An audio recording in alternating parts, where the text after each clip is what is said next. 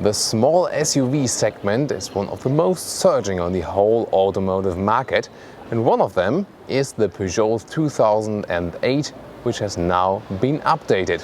And that review is today on Autogefühl, your #1 resource for in-depth car reviews and your #1 community to discuss cars with Thomas. We're going to take a look at the exterior, the changes, especially here, the so-called GT line, the top trim level, which has some specialties in it, and the interior, of course, and the driving, and of course an engine overview as usual. So let's now go with Autogefühl in full length, full screen and full HD. This time this way around.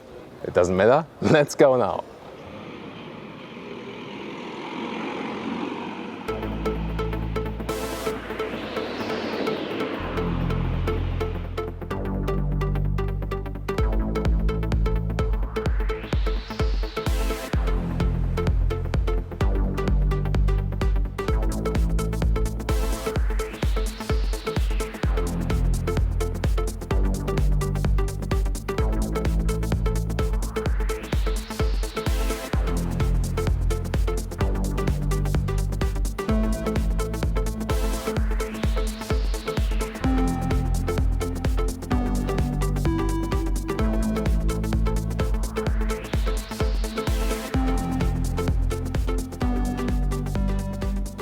The main change of this recent facelift is the front grille. It is standing more upright, is more aggressive, is bigger, and the logo moved from the hood inside the front grille. Definitely a good design change that tells this car, well, I'm a grown-up SUV now, still of course a small one, but this one definitely has more of an SUV look here now, especially in the GT line. The lower part is sportier, a little bit stronger, chrome contrast here, and also, for example, the red Peugeot sign. So overall, a sporty look in the GT line. 15,000 euros is the entry price, taking German price as a reference. The GT line, top trim level with a lot of stuff inside as well, it's at 22,000, and also combined with the bigger engine. But overall, I think the price is still acceptable. So price performance deal is already quite good. As for the numbers, let's see what's behind that. Access Active Allure GT, this is the order of the trim levels. At the rims it starts with 15-inch from the standard equipment. These ones here, the GT one, two color scheme in 17-inch, and of course big enough. Also we got a GT line logo at the side of the car. And what is interesting with the side profile, well, basically it sits on the 208 platform, the small car, but this one here 4.16 meters, so a little bit longer than the small car segment car, but very compact in the length still. And interesting here that the plastic mud guards, they are split here at the height of the door. So it's a very interesting concept, maybe not too elegant from design in that part here. Overall, you see we got a rather angular shape from a basic layout, which is then rounded up by a lot of round elements throughout the car. And we are talking about round design also in the rear part. So if you're a lover of round design, this was definitely the small SUV for you. Talking about fake exhaust, I had a recent comment which was very interesting, because a lot of you guys say, oh, I really hate fake exhaust, it's, you know, a no-go. But one of you guys said, well, if you have a crash, small crash in the rear, and there's the fake exhaust part first and not the whole real exhaust, then you just change the cover of it and don't have, you know, high repair cost for replacing the whole exhaust. Very interesting aspect. However, here it's even something else. It's not only that it's kind of a fake enlengthenment of the real exhaust. This one here is completely fake. There's not even a hole in it. So if you take a look at it in detail, this is really pure fake, really funny. They could have even put it in the middle and it would be looking like a sports car. The rear exhaust is way beneath there. And there are two new special colors. The one you've seen already, it's called Ultimate Red. And this one here, Emerald Green, or Smaragd, as for our German viewers. What do you think? Which one of those two new colors you like best? And of course, there are still standard color choices available, such as a pure white one. Let's look what's underneath the hood. We have to use a fixation here to keep it open. There it is. And this one here is the diesel, 1.6 liter diesel, turbo diesel with 120 horsepower, the fastest variant, right below 10 seconds from 0 to 100 kilometers an hour in acceleration, and there's also variant with 100 horsepower available. And then petrol engines, 1.2 liter, either naturally aspirated with 80 horsepower or turbo with 110 and 130 horsepower. And well, main difference is that the petrol engines, they are all 3 cylinders. Diesel is always 4-cylinder, but petrol engines are also go for downsizing there. And the middle one, the 110 horsepower variant, you can now also get with the automatic gearbox, the EAT, and that's a true converter automatic gearbox. So my engine choice would really be indeed the petrol one, 3-liter petrol engine, turbo petrol with 110 horsepower, and the automatic gearbox, you know, because I'm a lazy shifter guy. And moving towards the interior, what we can see already from the exterior, those are the sensors and the cameras for the active city brake, the autonomous braking function. Totally reduces the speed until a speed of 30 kilometers an hour inside the city. Above that speed, an accident could not be prevented, but at least the impact is slowed down. It's an option, sadly. It's not included in serial equipment.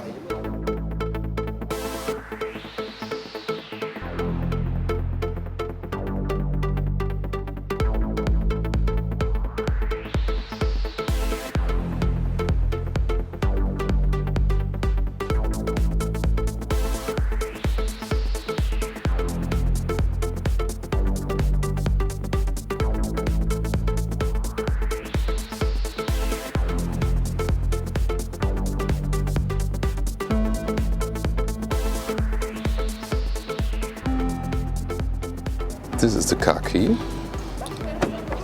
Here in the top terminal also the side mirror caps flap out. And then door sound, pretty solid in the front, but listen to it in the back. Kind of echo style in the back, strange. So then let's get inside. And the GT line is very special indeed. It starts here at the inside of the doors already with the red contrast on the glossy black surfaces. And then continue in the interior, and that is really my favorite package, not only because we have generally the small compact steering wheel, that's for all of the cars. Here it's a flattened end, also with red contrast stitches on the inside. And then the seats, special combination of cloth on the inside, also with some contrast in the structure in it, and leather red on the outside. And that's a great combination, always really like it. Looks great from the styling and will also be as for the comfort. 3-level seat heating is in the lower part available, and manual adjustment of the seats, putting it higher and lower, and also to the front and the back. Aluminum caps for the pedals, also in this GT line, lower part, and this carbon fiber style look as a cover. It's a good solution. It's also a little bit soft, so it feels and looks high class, but it's also not the most expensive solution. Overall, this is really differentiations to other small SUVs. This is a very attractive layout and design as for the Compact, something very different. Here as well, here we got hard plastic, but then again here, softened up also with leather red cover, a good idea. Then I'll take a seat. Of course, if you compare it with the 208, the normal small car, here in the SUV version, you sit rather upright. That's good, especially for tall people like me. 1.86 m for all non-subscribers, or 6'1". And well, it's a really good and comfortable seating position. Headspace wise, well, there's the panoramic roof inbuilt here, so there isn't too much space. You shouldn't be taller as a driver, and I have the seat, let's see, that's the lowest position now, so that comes a little bit close. Maybe it could make sense if you don't pick the panoramic roof option. However, that one is also a nice option in general. We'll soon take a closer look at that one. You see, for my legs, well, it's not the best small SUV for tall people, that's for sure. But as long as you stay below 1.85 m, then it will be no problem. General cockpit overview, you see it's really a special layout. with those floating lines. I really like that they do something unique. What I'm not quite sure of is that the instruments are so separated here. Also, I have the steering wheel in the highest position here right now. I would have needed it a little bit higher. It only goes lower, but you can move it quite far and out in there. That's again a solution. I really like this go-kart steering wheel we have seen in 208, in the 308. Really like that. It gives you a sporty feeling of the car. Let's fix it again. But here in my driving position now, some part of the steering wheel is blocking the view to the instruments. That's not a great solution, so that's maybe a cost of this design here. And the panoramic roof, that is, well, you cannot open it, but there's a shade available. You can retract that for winter times. You have to hold the button in the middle console for that, but it still continues to slide in the rear. Then you have a lot of light on the interior. However, today there's a really hot day. It shows now 32 degrees Celsius. Then we rather close it again. Doing it with my right hand here next to the handbrake. There it is. But of course, nice to have, and good that we have, of course, a shade that it shouldn't get too hot then. Instruments, special thing is that they're really way above everything else. So the so-called iCockpit. Left hand side RPM, right hand side speed, and in the middle you see the speed in a digital way. Multimedia system, standard which we see in the current Citroën and Peugeot models. I'm not that satisfied with the GPS because the responsive times are not the best ones. We are in Germany testing here today, and also it's not that intuitive from the control, and you cannot use it that well, as a smartphone interface or something like that, and you have to do it like this here, pick special modes for that. Well, that doesn't work as well, either here, that way, or this is also possible, but you see, it's not that easy to browse and scroll around. Let's go to the menu. It's an app view, telephone. We can, for example, here connect the phone via Bluetooth. That is the one possibility. Settings would be here. What is good, you can also clear it for night view. And this is also a source button. Then you can change from radio, for example, to USB or Bluetooth audio, or also to mirror link we can show you. And this is here the volume button, a little bit loose. That is not from the best build quality. Let's now see, as for the smartphone connection, USB plug in the lower part, and now I can already see it in the blue upper part. Apple CarPlay is activated. It's an easy solution, definitely, for that one. Let's see, where does it appear here right now? On the mobile phone, it's already active, the Apple CarPlay. And here, let's go back there, Apple CarPlay it is, and well, that went pretty well. You can use this one here as the home button always, just like as I use this home button, and then I can scroll through the music, for example, and listen to it. Yeah, way to go. And also use the map system here, or also access the telephone. That is, for example, also possible. Siri is already activated. I could use the voice command, for example. Ich sehe Sorry nicht in deinen Kontakten. Soll ich nach Orten mit diesem Namen suchen? AC unit. Basically a good overview. More vent, less vent, temperature here, but not the best build quality. AC on and off, and warning indicators, and closing all doors at the same time. Here, that was the plug in for the cable, USB port, also 12-volt power supply, and beneath that beverage holders. Newly introduced here with this facelift is the so-called grip control. As this car does not have all-wheel drive, you can also, for example, deactivate the electronic stability control in certain situations, or go to different modes, for example, snow or mud or sand, and this rules how much torque each wheel, right or left, gets, and so you can, let's say, imitate an all-wheel drive, so you not get stuck in the sand, for example, because the electronic stability control is totally blocking the wheels as there's too much wheel spin. By that you can also get out of the sand with the front wheels. Also interesting, the design of the handbrake. It's totally different from the integration, very huge and still a manual one. I like it when it's a manual one because in case when all electronics fail, you could still pull it and have some kind of braking power. Storage spaces inside of the doors. That's a good offering of space, no question. Then the glove box, let's see how it slides down. Yeah, that's okay. Also, well, CD player above that, there's not too much space then. Then in the middle part for some beverages, you can also retract those holders to clean them, for example. And one part in the middle console, also reasonable space in here. This one here, by the way, this hard plastic, this is not the highlight of the interior, but I think the highlight is more the design. Now to the rear compartment. Strange solution here, by the way, with the doors. Then, just for a first look inside, I think it's great that they carried over the GT style from the front to the rear seats. So overall, visually very attractive. And again, great seat surface.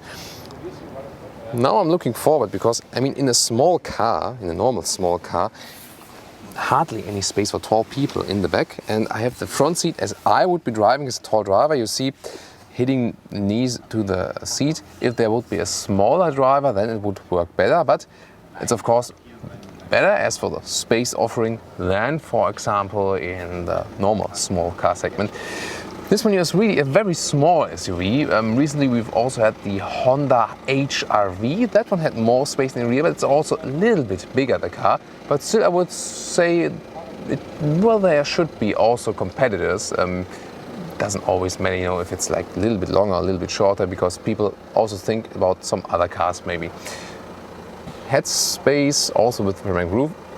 It does fit exactly. Touching the ceiling with my hairs, but that's it then. So, well, it still would work, but well, not too much space. But then again, you have to think about, it's a very short car. So for, you know, family with 2 children, perfect. 4 adults, not the best.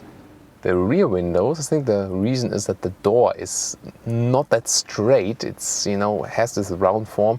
Therefore also the rear windows, this is the maximum position they go down. However, if you have kids, maybe you think, oh, maybe that's even better for me. And finally to the rear hatch and the trunk. Attractive loading cover here, good and solid quality. Also fixations for tension belts, I really like that.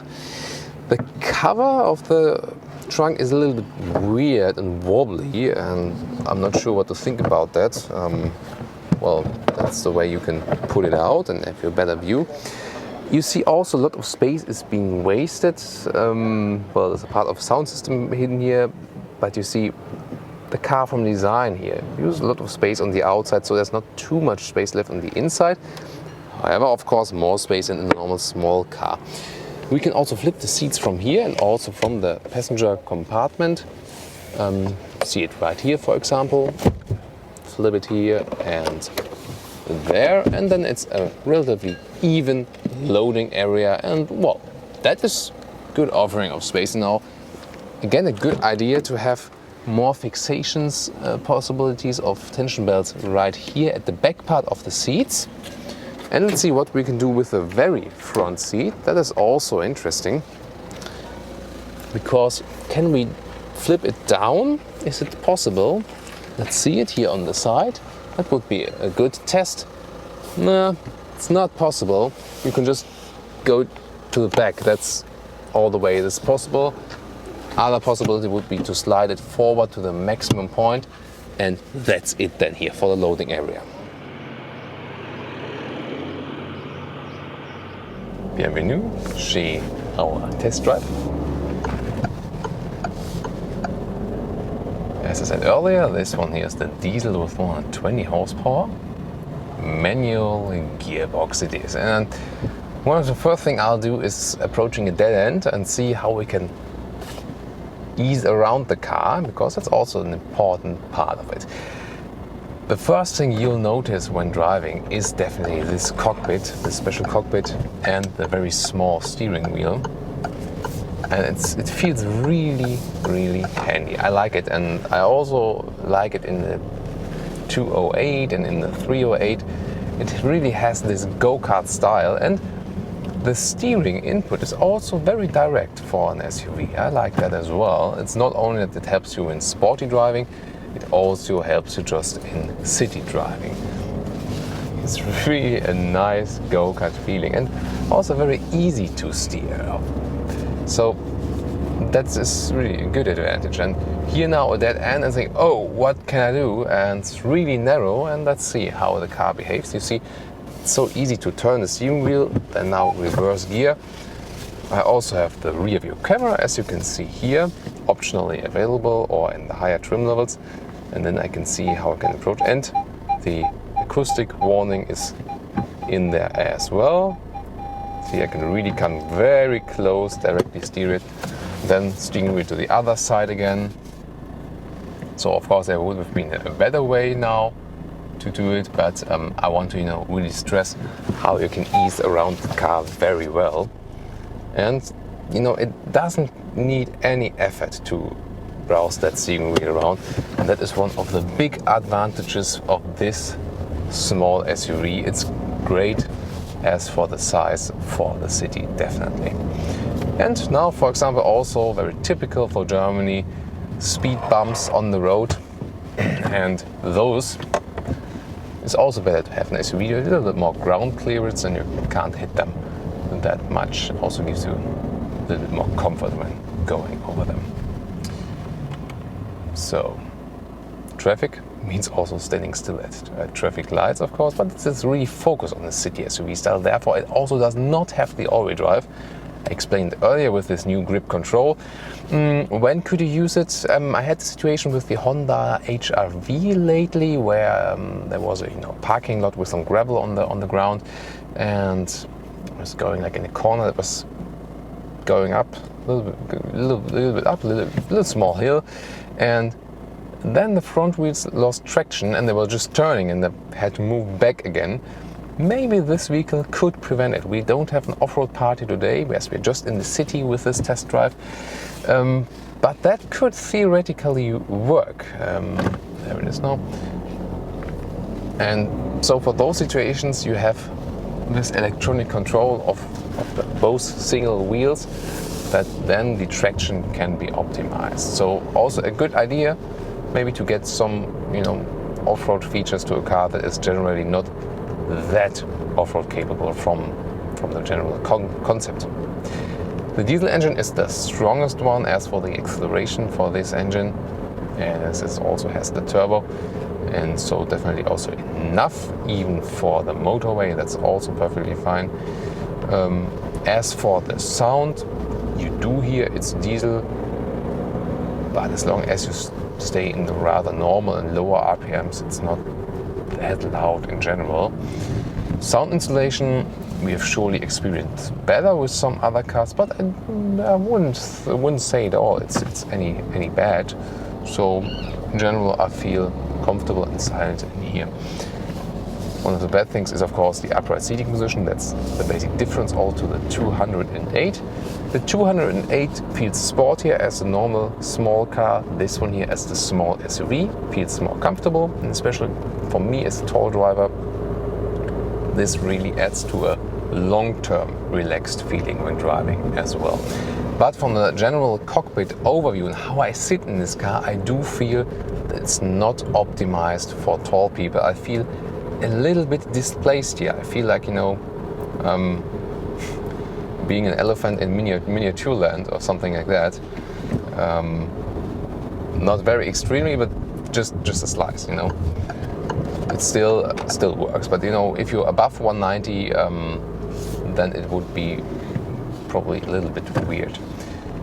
Switching through the gears of this manual gearbox, there could be a little bit less resistance as from the shifting gear lever. Also, what I realized is that the lever itself sits a little bit more, is leaned towards the right. Usually when I would expect a neutral gear like here, but it's like here. That's a little bit strange from the setup here. I don't know. Maybe it's different if you have a right-hand drive model. third gear now, rolling through the city traffic. One of the big advantages as well is the good overview. The window lines are relatively steep, and so you don't need too much assistance systems to remain your overview. That's still fine. So it's really very good city SUV because you can remain calm, still have a great overview, and you never feel annoyed by having a too big car, because some cars getting bigger and bigger and bigger, and I mean, what for? Most of us do not need so much space. Here, for a lot of people, this one will be perfectly fine. Yes, especially the segment of the small SUVs have a good ratio from size on the outside and size on the inside. That's always a good thing to have, that you don't waste too much space. I'm really a little bit surprised that this ride here is relatively calm. I think they have worked on that. I would have expected a little bit louder, but overall, really a good result as for that. Instruments, again, I can't read them that well. It's good that they have the digital speedometer. This setup here with steering wheel and instrument, I'm not the biggest fan of it. However, again, fan of a small steering wheel.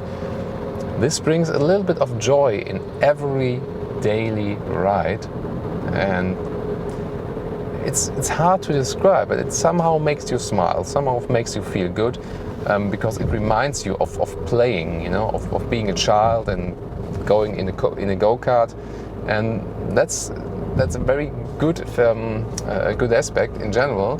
And even scientists have talked about that in some areas of life, why not bring a little bit more joy into it?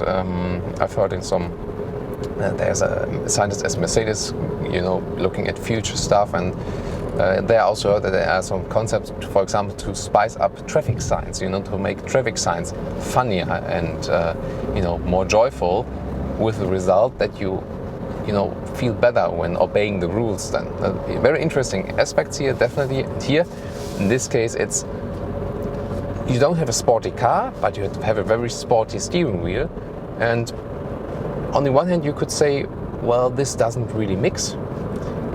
But it does, I think. It works, and it's just joyful, and I really like that. Maybe you could just go in the slalom way, and well, the car does behave good there. Although it's an SUV, we don't have too much tilting, of the car. Also, for example, when I hear react now and do a faster steering or something like that, again, no problem. Here another U-turn, as I said, so easy. So also the turning circle is relatively small. Going back again, that's really a good thing. And look at that, so easy, especially with this small steering wheel. And again, for a lot of SUVs, you have to pay high extra prices. And here, it's still okay. And even if you go with the GT line, it's not that they're directly totally double the price, because that works with some other cars as well, that you easily double the price.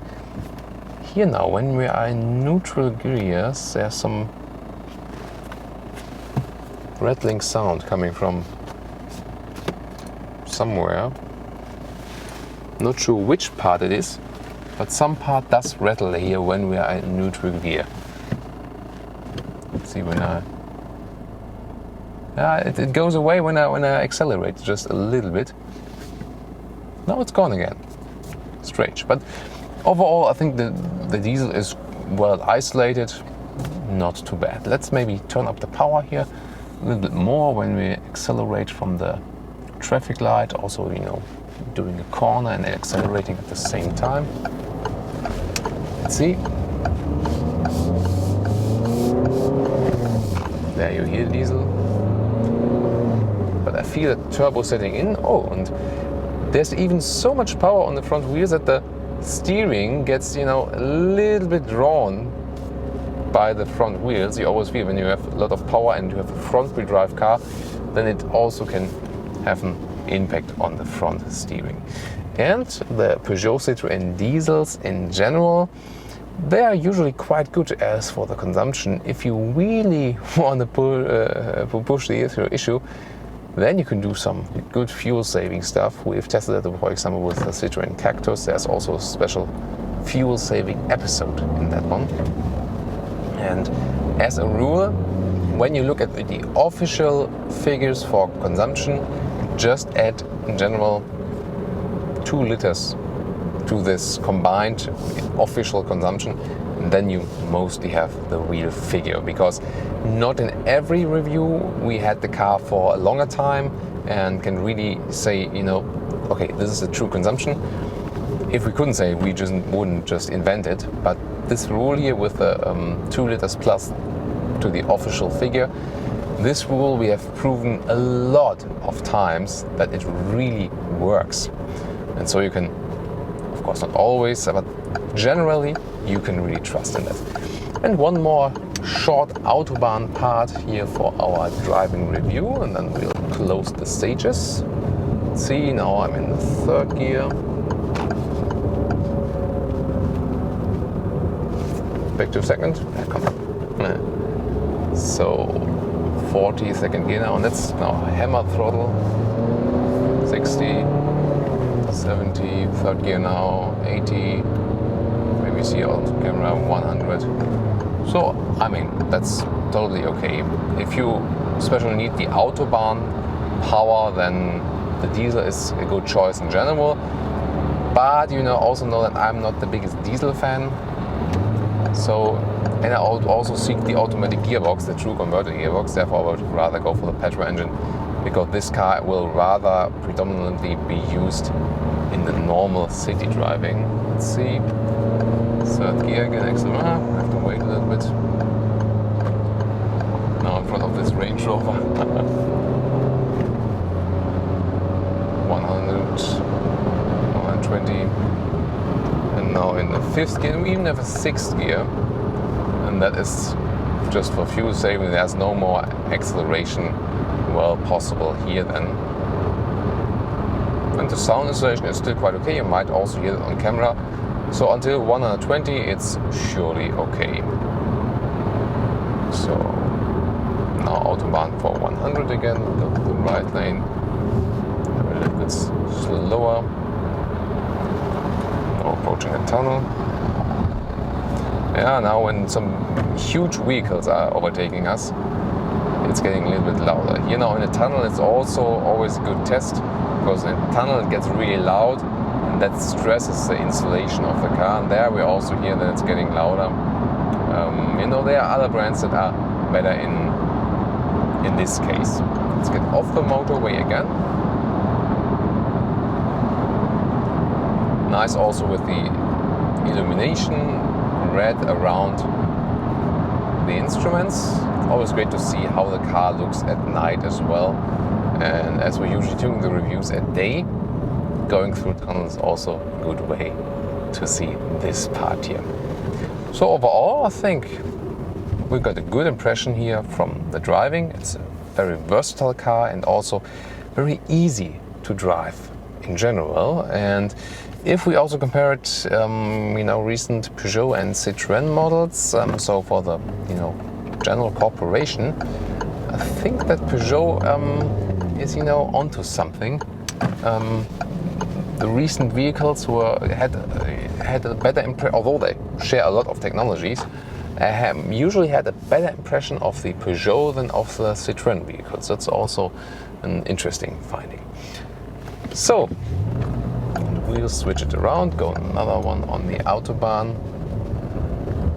But we've covered the most driving aspects for this car. If there are any more questions left for the car, put it in the comments. And of course, all other comments regarding exterior, interior and driving this car, leave them below.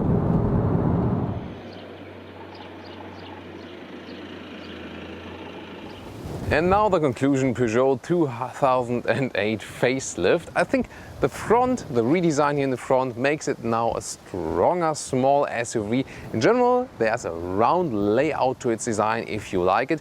The interior is pretty unique with this special cockpit style, and especially here in the GT line we have a very good mix also from the cloth inside and the leather red applications. So visual and also from material wise a good choice definitely. I think this interior is also the unique selling point in this segment. The using of space in the interior generally is quite good, but not the top in the segment. Driving was relatively silent and also had a positive impression from the driving overall. A very easy to control car, steering very light, especially with this very joyful go-kart steering. Looking forward to your feedback here now with the car. Also what to think about the price and the exterior, interior and what we've told you about this driving. And maybe you also can compare some other competitors we have driven so far. Thank you very much for watching this Autogefühl episode with Thomas here. We'll see each other at our next film.